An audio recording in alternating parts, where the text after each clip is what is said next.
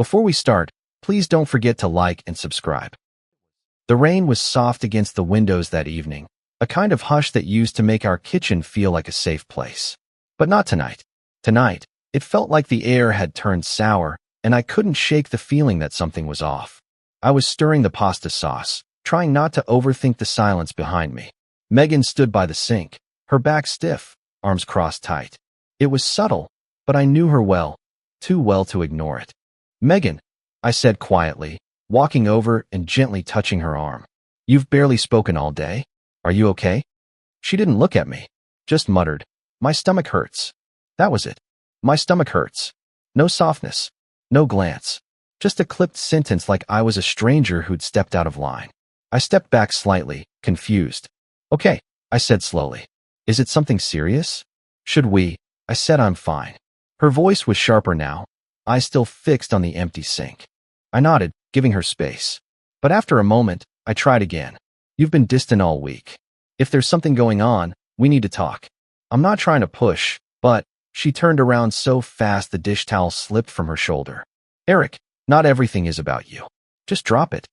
That one landed like a slap. I stared at her. Where is this coming from? "Maybe I'm just tired of pretending everything is fine when it's not," she snapped, her voice rising. "I can't even breathe in this house without being questioned." "Questioned?" I took a step closer, keeping my voice low. "Megan, I asked if you were okay. That's not interrogation. That's what a husband does." "Oh, spare me the husband routine," she scoffed, waving a hand. "You want me to smile, cook dinner, sit across from you, and act like you don't smother me." My jaw clenched. "So now I smother you? Because I care?" She laughed bitterly. "Because you control everything. Even how I feel." That hit something deep.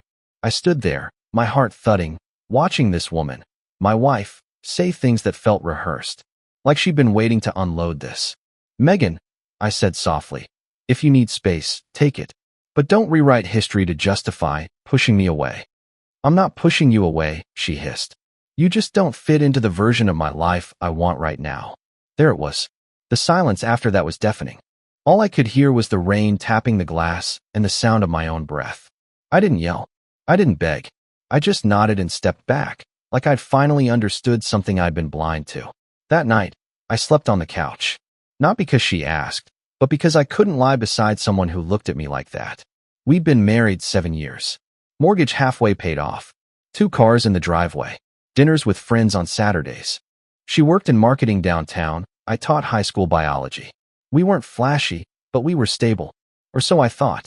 But that moment in the kitchen, that cold glance, those cutting words, was the first time I realized something foundational had cracked. And I had no idea how deep that crack would go yet. The sunlight crept in through the blinds like nothing had happened the night before. Birds chirped outside as if our kitchen hadn't just turned into a war zone 12 hours ago. I was already up, standing at the edge of the bed, fully dressed. Megan was still under the covers, her back to me. She hadn't come to the couch. Hadn't even checked if I'd eaten dinner after she stormed off. I rubbed the back of my neck and cleared my throat gently. "Morning," I said, trying to keep it light. "I called Dr. Benson's office. They can see you tomorrow morning at 9. She didn't respond. I waited. "Just want to be sure everything's okay with your stomach. You've been saying it hurts." Thought it was worth checking. Still nothing. Then the comforter shifted and she shot up like a spring, glaring at me. "You what?" I took a small step back, caught off guard. "I made an appointment. Just to be safe." Her eyes narrowed. "Who told you to do that?" "No one told me. You've been saying you don't feel well. You snapped at me yesterday, said you were sick. So I did the normal thing. I called the doctor." She sat up fully now, arms crossed over her chest. "You're unbelievable. You think because I said my stomach hurts, you get to start organizing my entire life?" I blinked. "Megan, it's a checkup. That's all. You don't have to go if you don't want to." "Oh, how generous," she sneered, getting out of bed. "But the real reason you did it? You don't trust me. That's what this is about, right?" "What?" "No, yes." Her voice cracked, eyes wide with something deeper than anger. "You're trying to control me, Eric. You think if I don't act the way you expect, you get to manage me like some kind of project." I held up my hands calm. "You told me you didn't feel good. I was trying to help. That's not control. That's concern." She was pacing now, pulling open drawers, slamming them shut. You know what? You've always been like this. Quiet, nice, reasonable. But underneath that, you're always keeping tabs. Always monitoring me like I'm gonna slip. My voice dropped. Is there something you were trying to hide? She froze mid-step. That did it. Her whole body went still. Then her lips curled into something between disgust and panic. Unbelievable. You think I'm lying now? That I'm making it up? I didn't answer. She picked up a throw pillow and launched it across the room. God, I can't breathe in this house. I'm not stopping you from breathing, I said quietly. I asked if you wanted to see a doctor. She turned on me, pointing a trembling finger at my chest. No, you scheduled it. You didn't ask. That's the difference. I exhaled slowly, trying not to meet fire with fire. You're right. I didn't ask. Maybe I should have. But I didn't think asking was necessary when you said you weren't well. She stormed past me into the bathroom, yanking the door open so hard it rattled. You're trying to paint yourself as the calm one, huh? The good guy. But it's all manipulation. I'm not your patient, Eric. The door slammed.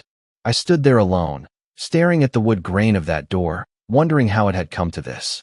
Just days ago, we were watching that ridiculous cooking show on the couch. Megan curled up beside me, her laughter making me forget every stress from work. Now she was accusing me of trying to control her for booking a doctor's appointment. I glanced over at the framed photo on our dresser. Us in Asheville last fall, hiking, her cheeks flushed from the wind, her smile so real it practically glowed. I used to know her like I knew my own hands. But this wasn't her. Or maybe it was, and I was just now seeing it. A few minutes later, she stormed out of the bathroom, bag slung over her shoulder, face still damp from washing off whatever mask she was wearing. I'll be back later, she snapped, brushing past me. Where are you? She turned in the hallway, eyes glassy. I'm not reporting my every move to you, Eric. And with that, she left. I stayed in the bedroom a while, listening to the silence settle around me like dust. I wasn't angry. Not yet. I was worried, confused. And beneath that confusion, something colder had started to form. Doubt. Not just about the argument, but about what had really changed in her. Or maybe what she'd been hiding all along. 3 days passed. Megan didn't reschedule the doctor's visit, and I didn't bring it up again.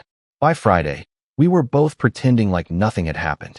Emily and Brian, our closest couple friends, were hosting a small get-together in their backyard. Just grilled burgers, fire pit, laughter, drinks. A break from tension, or so I thought. Megan dressed carefully. That blue sundress I hadn't seen in months, hair loose over her shoulders, a light gloss on her lips. She looked beautiful. Not for me, but beautiful. We pulled into their driveway around 6. Emily hugged us both. Brian clapped me on the back like always. It felt routine, familiar. But the moment we stepped into the backyard, something in Megan shifted. I saw it in the way she smiled. Wider than usual, just a little too bright. Eric, grab a drink, she said, brushing past me toward the table where Brian stood laughing with Emily. I poured myself a soda, made small talk with Emily, but I was watching Megan. She stood beside Brian, leaning slightly in, laughing too quickly at whatever joke he'd made. Her hand brushed his arm. Not obviously, not long, but long enough that it didn't look like an accident. I joined them, sliding my arm gently around her shoulder. She flinched.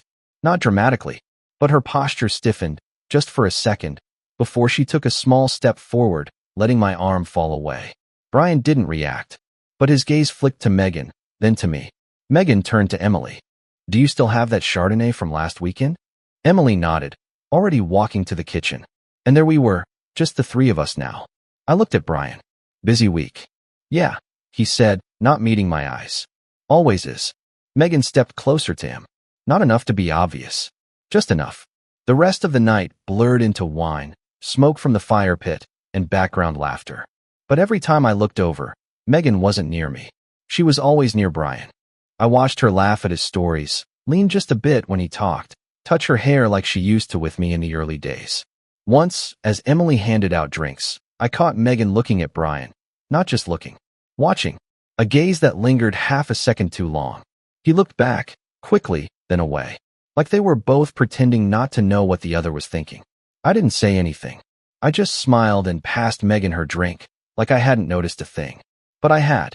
Every touch, every flinch, every glance. I felt the entire night like I was watching a scene written without me.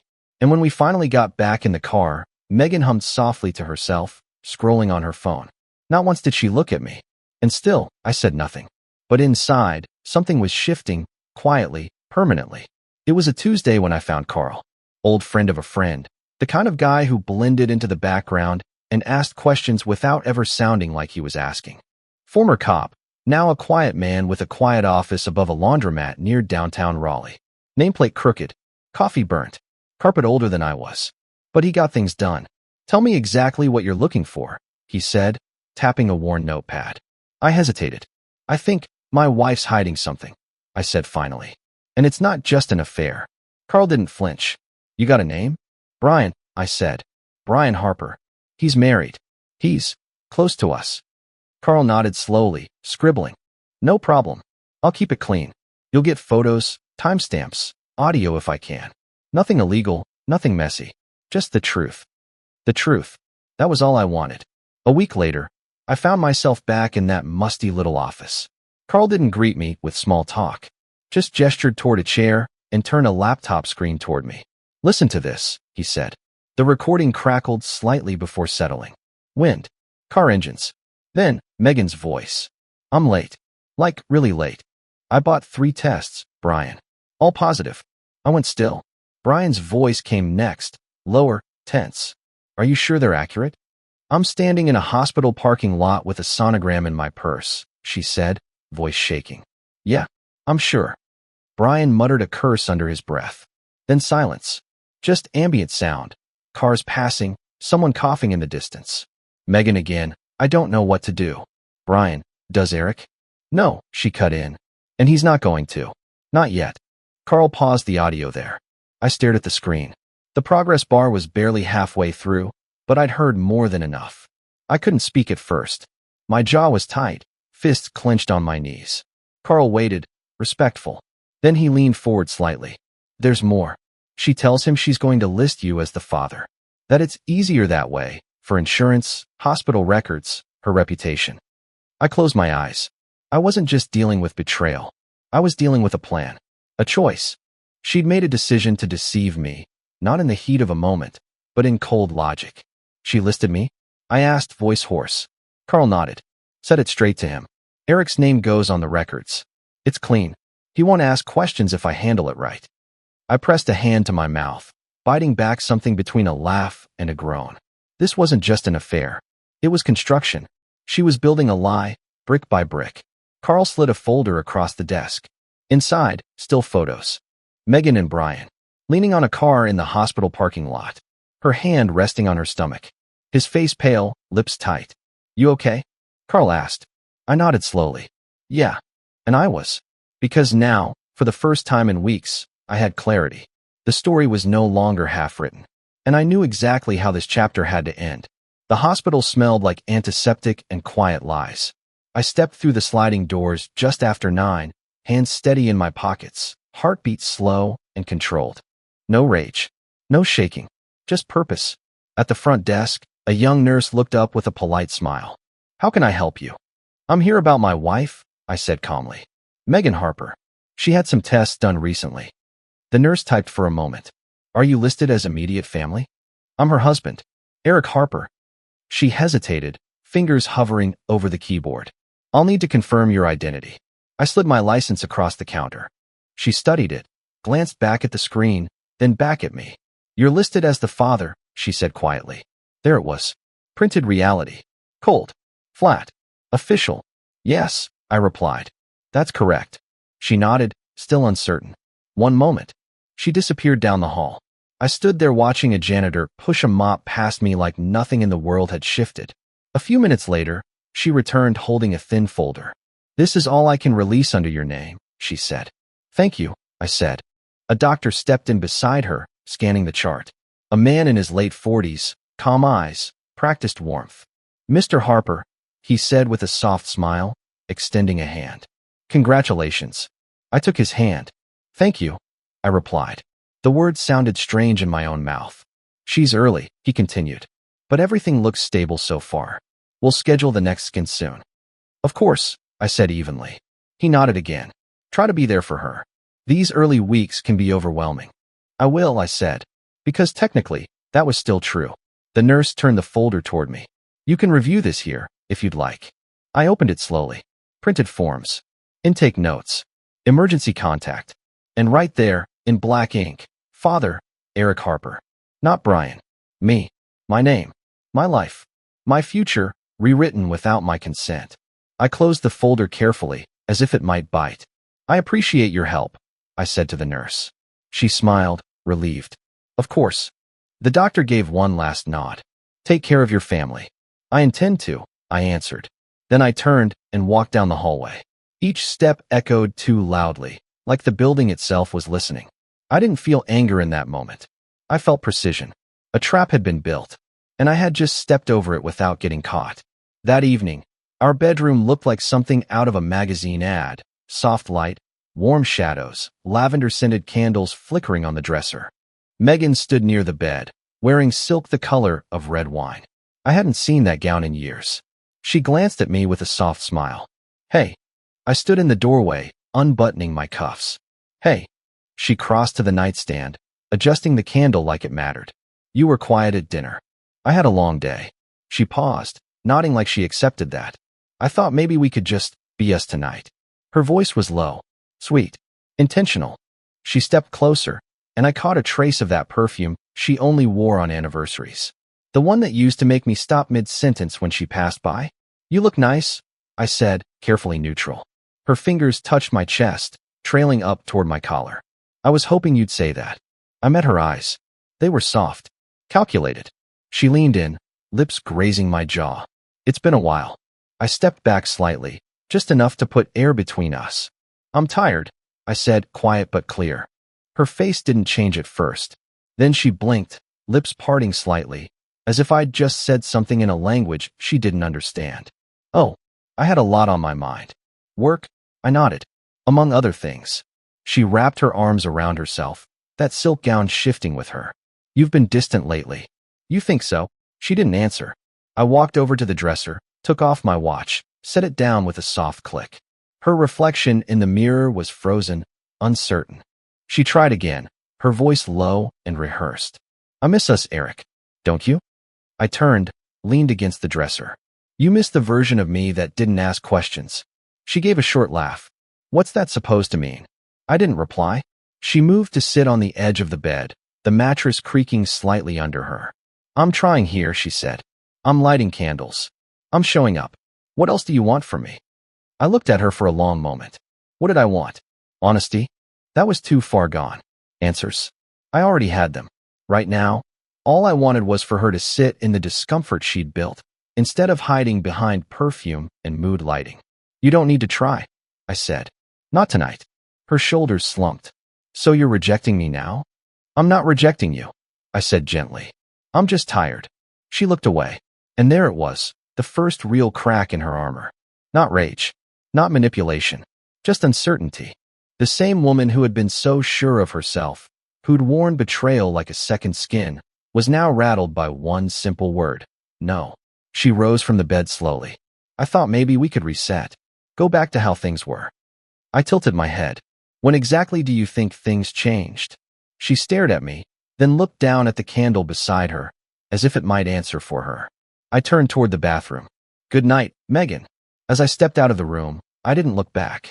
And behind me, the candlelight flickered against the silence she'd lit herself. The clock on my nightstand read 4:58 a.m. when I felt her body press against mine. I hadn't slept. Not a minute.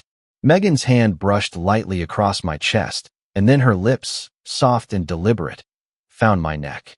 She didn't say anything at first, just moved slowly, breathing warm against my skin, like she could slide back into the version of herself that existed before the cracks began showing. Then came the whisper. I miss you. It landed with the weight of a lie whispered in a church. I didn't flinch. I didn't respond. She kissed my shoulder. I was thinking, maybe we could start over. Just the two of us. No pressure. No tension. Just us again. I sat up without a word. Swung my legs off the bed. Pulled a hoodie over my head. Eric, she said softly. Where are you going? I didn't answer. I left the room, walked down the hall, and into the kitchen where the world still smelled like silence and cold tile.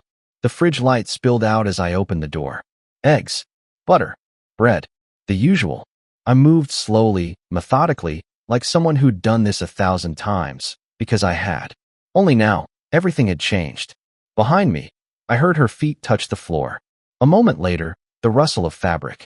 Then the soft patter of her steps. I cracked the eggs into the skillet and let them sizzle, the hiss cutting through the tension like a blade. Megan's voice followed, coated in sugar and strain. "You're just walking away?" "I'm making breakfast," I said without turning. "For who?" she asked, crossing her arms at the doorway. "Because it sure doesn't feel like you're still here with me." I flipped the eggs carefully. "You hungry?" She blinked. "Are you serious right now?" I finally turned to look at her. Hair messy from sleep. That silk robe again, wrinkled now. Her lips still glossed from whatever fantasy she was trying to recreate. I held her gaze. "Calm. Steady. You don't want eggs?" "Eric, stop it," she snapped, stepping into the kitchen. "You're doing that thing where you act like nothing matters. Like I didn't just try to talk to you, open up to you." "You kissed my neck," I said flatly. Her voice rose. "I'm trying to reconnect." "No, Megan," I replied evenly. "You're trying to erase something. That's not the same thing." She bit her lip, shaking her head. "Why are you acting like I'm the enemy?" "I'm not acting. I just stopped pretending you're not." That one cut deep. I saw it in her eyes. She leaned against the counter, shoulders tight. "So this is it now? You don't talk to me? You make eggs and give riddles?"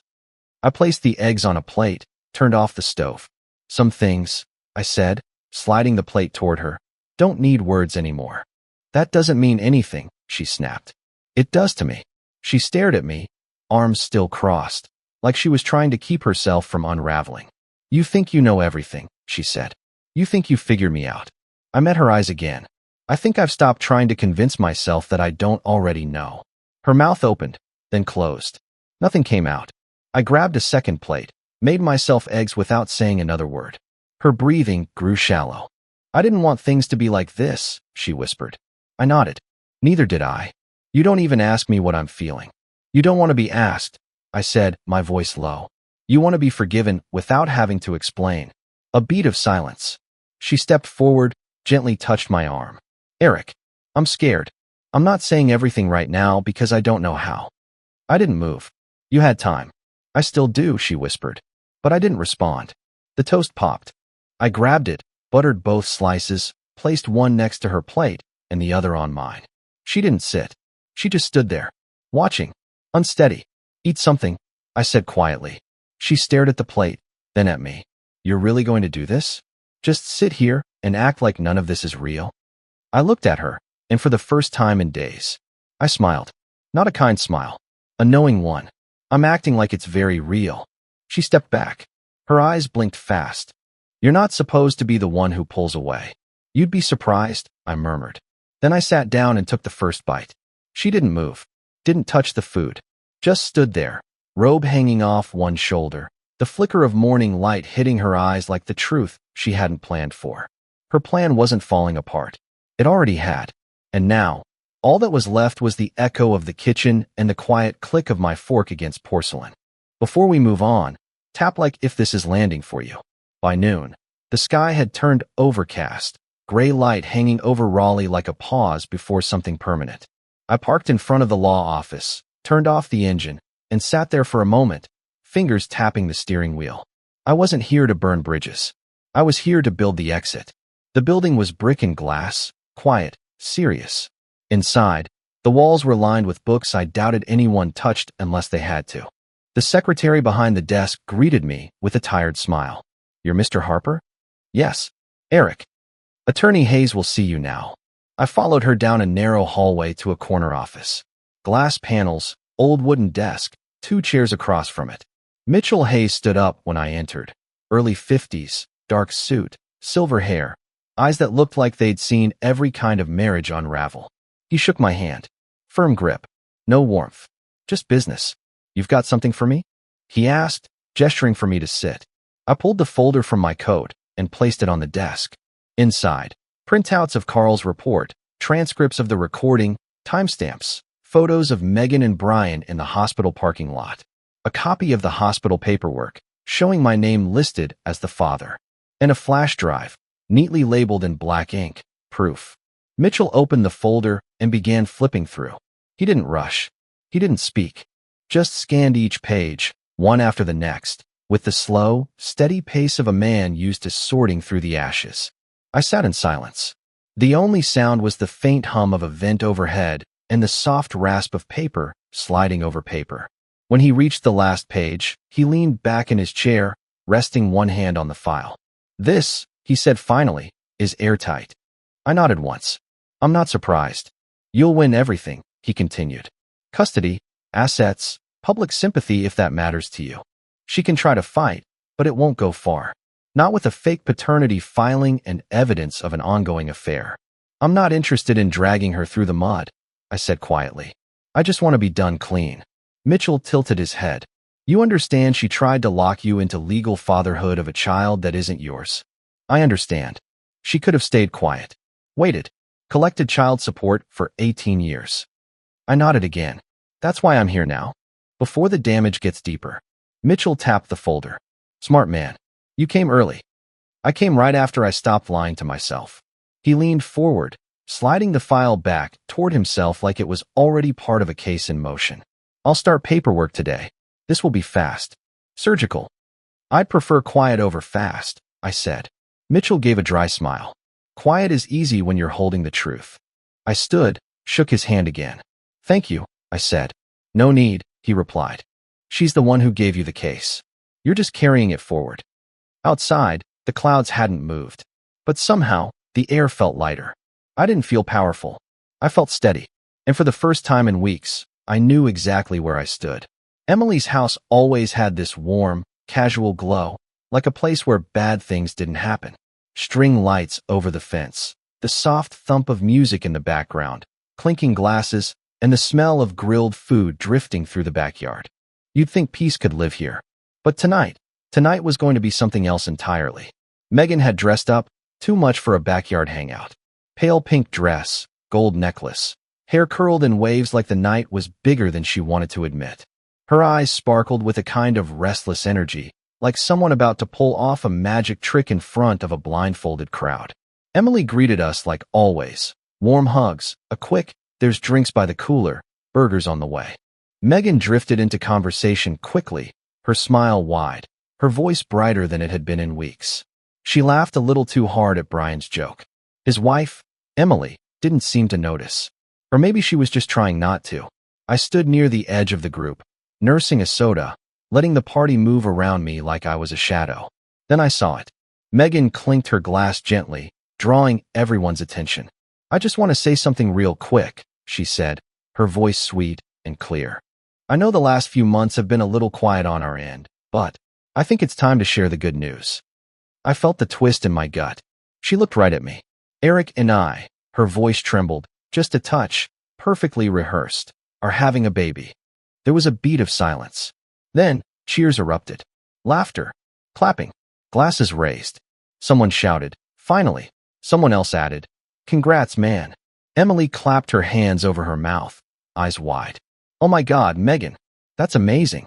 And Brian, he just stood there, frozen, color draining from his face like someone had opened a trapdoor beneath him. Megan turned to me, beaming. "Tell them, babe." I lifted my glass slowly, looked at every person around the fire pit. Then I smiled. "Actually," I said, voice calm, clear and cold as winter air, "you should probably toast Brian instead." The silence was immediate. No one laughed. No one moved. Brian blinked. Once. Twice. Then looked down at the beer in his hand like it might dissolve. Emily looked between us, confused. "Wait, what?" I turned to her, still holding my glass steady. "Megan is pregnant. That part is true." Megan's smile faltered. "But it's not mine." Her voice came out in a rush, breathless. "Eric, what? What are you talking about?" I didn't even look at her. I kept my eyes on Brian. "You want to say anything? Or should I keep going?" Emily turned to her husband. "Brian?" Brian opened his mouth, closed it. His skin was pale, almost green under the porch lights. Megan stepped forward quickly. "He's lying. I don't know what he's talking about.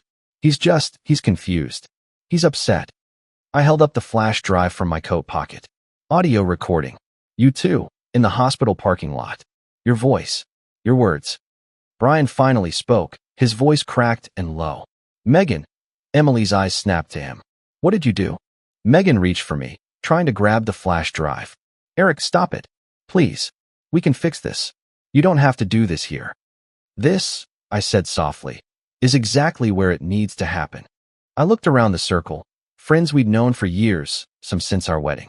All of them now watching with wide eyes, holding their drinks like they might spill truth if they moved too fast. Congratulations, Brian, I added, finishing the toast. Hope you're ready for diaper duty. Brian stepped back like he'd been hit. Emily covered her mouth again.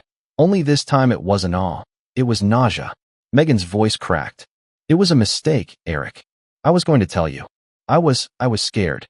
You weren't scared, I said. You were strategic. And then I turned.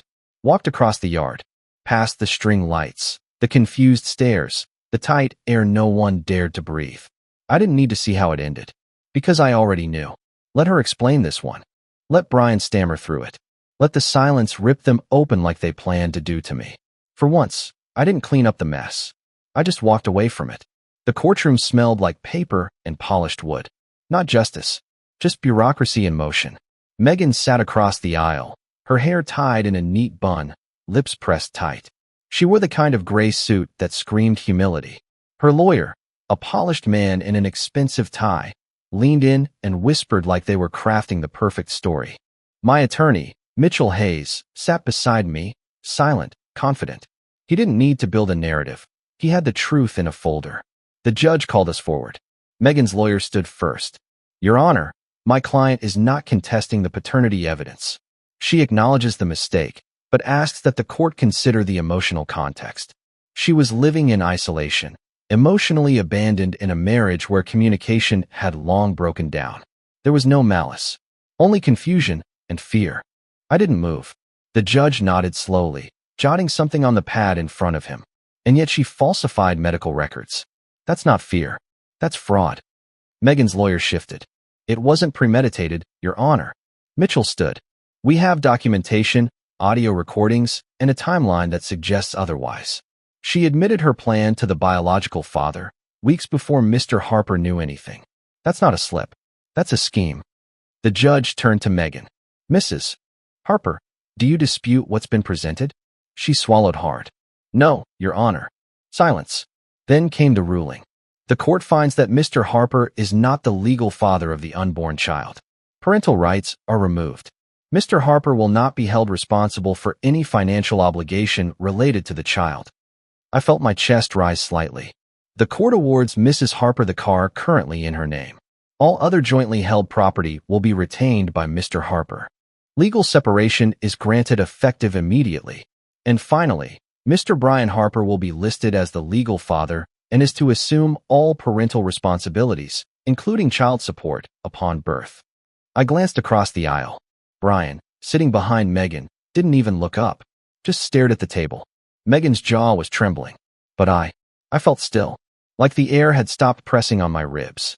As we stood to leave, Mitchell touched my shoulder lightly. You got everything you came for. No, I said. I got something better. What's that? Closure. And then I walked out of the courtroom. Free. It was a quiet Sunday morning when I heard the knock. Not rushed. Not uncertain. Just steady. I opened the door, and there stood Emily. Hair pulled back. No makeup. Eyes red, like she hadn't slept. But her shoulders were straight. Her chin lifted. She gave a small smile. Hey. Hey. I replied, stepping aside. Want to come in? She shook her head. No. I don't need to sit. I just needed to ask you something. I leaned against the doorframe, the autumn breeze curling in behind her. She looked up at me, and her voice was barely more than a whisper. How did you not break? I let the silence sit for a moment. Let it breathe. Then I answered simply. I did. Quietly. When no one was looking. Her eyes shimmered, but no tears fell. I added, some betrayals hit like earthquakes. Emily nodded, her voice steadier now. Yeah. But you rebuild, I said. And if you do it right, the ground ends up stronger than before. She gave a shaky laugh. Brian moved out yesterday.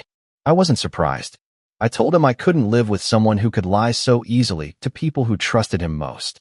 I nodded. That's something I respect. She looked at me a moment longer, then stepped forward and wrapped her arms around me. It wasn't romantic. It wasn't anything more than what two people who survived a shared wreckage could offer each other. When she pulled back, she smiled again, real this time. I'm glad you're okay. I am now. Me too. And then she turned, walked down the steps, and disappeared into the morning. I stood there for a moment, watching the street, the leaves, the quiet. Then I closed the door behind me and stepped back into a life that was mine again. Whole, quiet, and finally real. And that was the end of my story. Emily chose to walk away from someone she once promised forever to, all because he chose silence when the truth mattered most. Tell me honestly, did she do the right thing? Drop your thoughts in the comments. And if this story hit you somewhere real, don't forget to like and subscribe. I've got more to tell.